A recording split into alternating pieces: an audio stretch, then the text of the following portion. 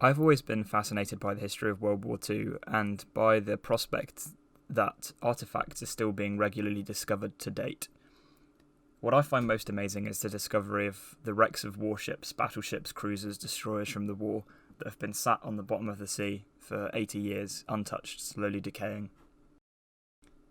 It usually piques my interest when I see an article about a ship being found, particularly in 2020. I saw this article about the cruiser Karlsruhe being discovered south of Norway following Operation Weserübung in 1940. It was sunk by a British submarine outside of Kristiansand. And I thought it was amazing, and I thought that the sonar imagery that they captured of the ship at the bottom of the sea was remarkable. You could see its characteristics so clearly, and it's a very well preserved wreck. The wreck was first discovered earlier on in the year while laying a power line, but it was only identified in June. And I read the article and I was like, yeah, this is cool. And then a few months later, I saw this article by the Daily Mail, obviously, not the best source there, but it was sent to me by a friend, and I looked it up and I found the article, and I read it, and I thought, hang on. This article says that the German cruiser Karlsruhe was sunk in April 1945.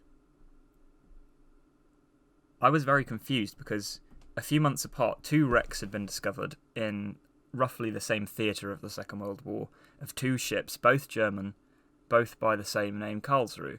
And from the looks of things, the Daily Mail were equally as confused as I was, stating that the ship found that was sunk in 1945 was in fact the cruiser Karlsruhe that was sunk 5 years earlier in 1940.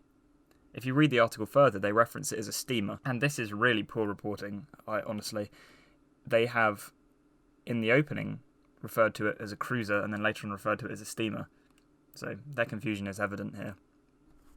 What's interesting about the wreck of the steamer Karlsruhe, the passenger ship, which was actually far older than the cruiser, but was sunk after the cruiser, was that it was when it was destroyed by Soviet planes during the evacuation of East Prussia, it was thought that it was carrying the amber room from St. Petersburg that the Germans looted during Operation Barbarossa.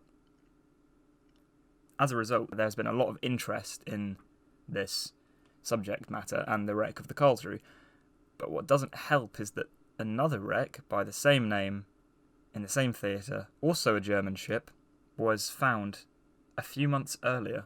I just think that's an amazing coincidence.